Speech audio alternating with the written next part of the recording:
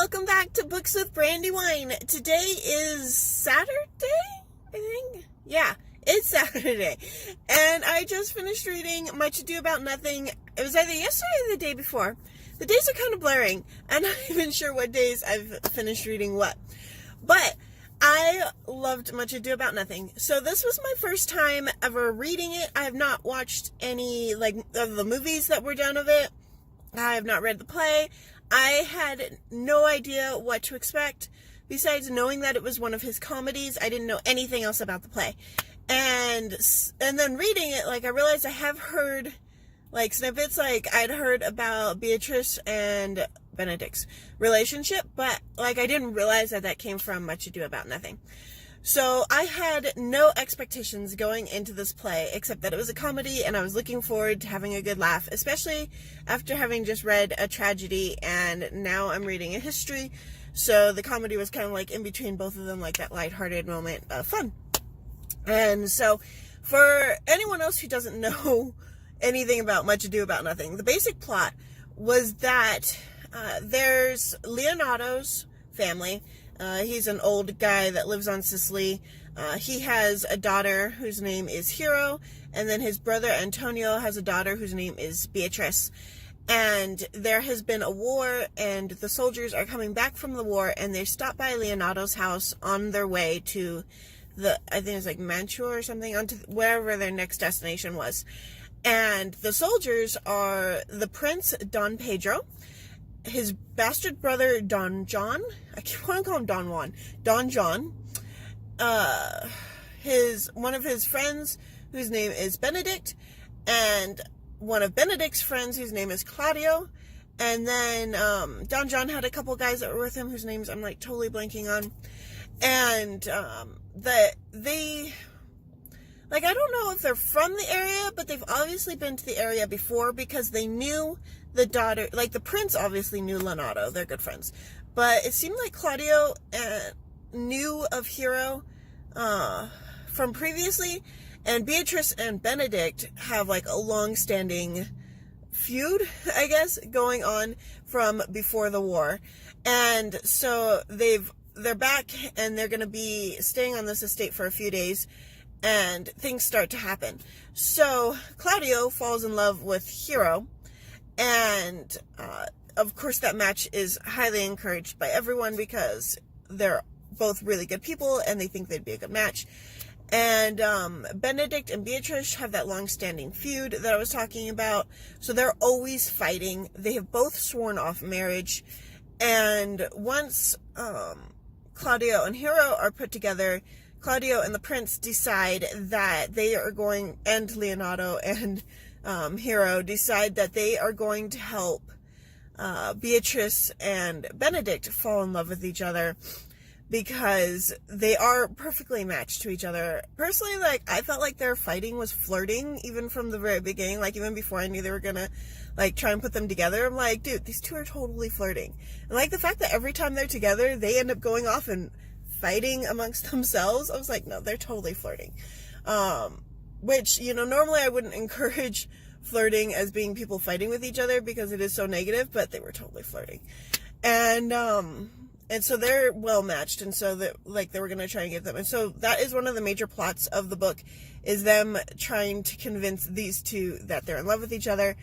And then at the same time, John, who's the brother of the prince, Don Pedro, is very jealous of Don Pedro, and it felt like he had something against Claudio, but I didn't understand if that was something previously or if he just didn't like Claudio because he doesn't like his brother the prince.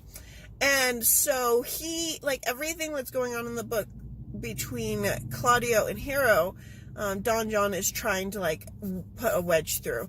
He's trying to stop it. So that's one of the major plot points in the book as well, or in the play. And so it is a comedy. It could have very easily become a tragedy if he had not ended it the way he had. but I was glad he ended it the way he had. I was glad everything like worked out. I was glad it was a comedy. I really, really enjoyed it.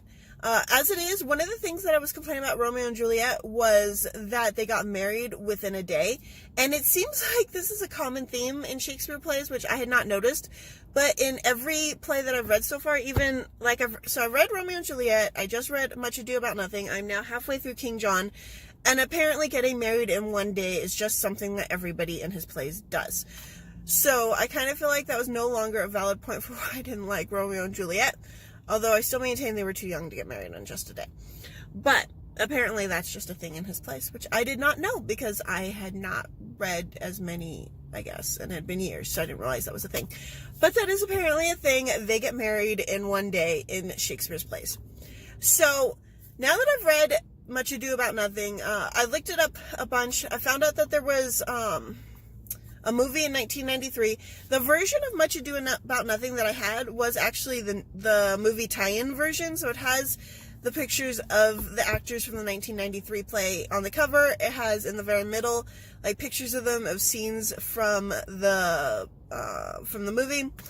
And I really, really want to see the movie. I'm like going back and forth on if I should buy it, but I think I'm going to because I really, really want to see it. And Netflix doesn't have it.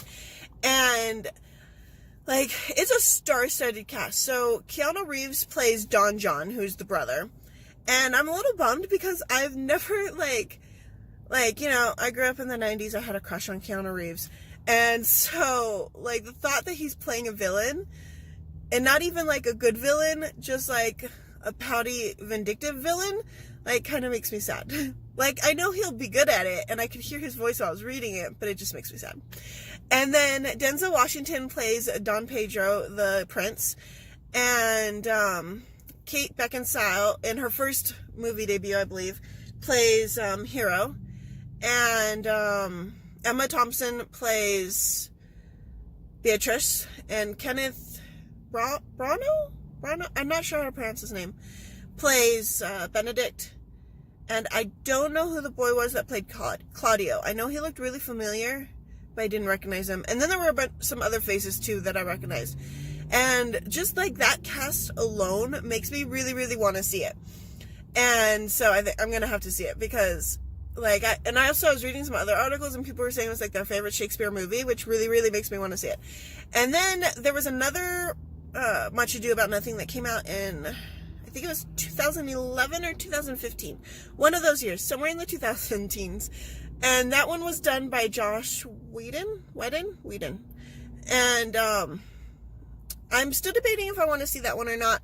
I haven't really heard much about it, so it makes me iffy. And like the Walmart website only had 2 copies left of that Blu-ray, so I don't know if that means like it was really bad, so they're not making more, or it was really good and it just sold out. It could go either way. So I'm still deciding if I want to see that one or not. I kind of wish like I could find a David Tennant version of it, because apparently David Tennant and I'm blanking on her name, but the awesome comedian girl with the red hair that played one of his companions in Doctor Who, they did a play version of it. And so I really, like, I kind of want to see that just because I love watching, like, the two of them together when they do stuff is so hilarious. Like, she had this comedy skit show, and oh my gosh, I can't believe I didn't talk about that in my Romeo and Juliet video. But it's, okay, you guys need to go check it out. I'm going to link it below. If you guys haven't seen this comedy skit between them, like, you will be dying. Like, she goes off quoting Shakespeare, and it is, like, the most amazing thing ever, and I'm going to, like, link it, and I'm going to go back and link it in the Romeo and Juliet video, because everybody needs to see this skit. This skit is the best. Like, my mom and I will watch it, and we will be dying laughing for, like, hours, just on replay. Like, it's hilarious. I love it. Anyway, oh yeah. And I was also, like, looking up stuff, and so I like Mumford and Sons. I'm not a huge fan of theirs. I've heard, like, a couple of their songs. I liked them. I haven't really, like, searched out more of their songs, but apparently they have a lot of Shakespeare references in their music, and especially in their first CD, which was Sigh No More, and the title track of the song Sigh No More is a bunch of lines from Much Ado About Nothing. And one of the articles that I saw said there were six lines from Much Ado About Nothing was in the song Sigh No More. And even, the title Sigh No More is from the song that's in Much Ado About Nothing that has the line Sigh No More. And so that was kind of interesting. I love it when I find out that there were Shakespeare things that were quoted in songs. I don't know why. I love it. Maybe because they're like little short versions of stories that you can listen to in like 3 minutes. And so I love it. And so I thought that was really, really cool.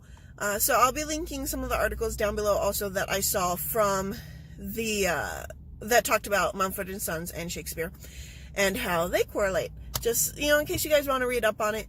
I thought that was pretty cool. I like that. And I feel like there was one other thing. Oh, yeah.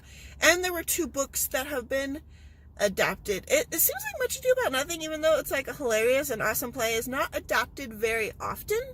So there were only 2 books that I saw that were adapted by it, and those were listed in the Wikipedia links. And so the 2 book adaptations were one that came out in 2017 that I already forgot the name, but it takes place in the 1920s in a speakeasy, and then a second novelization that came out last year where Claudio and Hero are both female, and then 2 plays that I forgot to mention is like when they adapt them into plays, they always like have different themes about them, and I'm really sad that I can't see these plays because they were plays and they weren't done on video. But there was one that was set in the Mexican Revolution, and so obviously it was in a Mexican town with mariachi music, they said it would be going on and stuff. So, and the pictures were absolutely gorgeous. And then there was another one that took place, and it was at the end or during World War II, and I think they said like it was called like The Boys Are Coming Home or something. And so now we've got Much Ado About Nothing that's set in World War II, in the Mexican Revolution, and in 1920s speakeasies. And then it sounded like the David Tennant one might have been set in like the 80s, because they did an 80s British pop version of Sigh No More. So yeah, like that is the cool thing about that, is like seeing the different settings that Much Ado About Nothing has been put in, and so I kind of want to see all of them. But yes, so that was Much Ado About Nothing. I am reading King John now, and I will make a video for that one tomorrow when I finish reading King John. I will see you guys later. Well, tomorrow. Bye.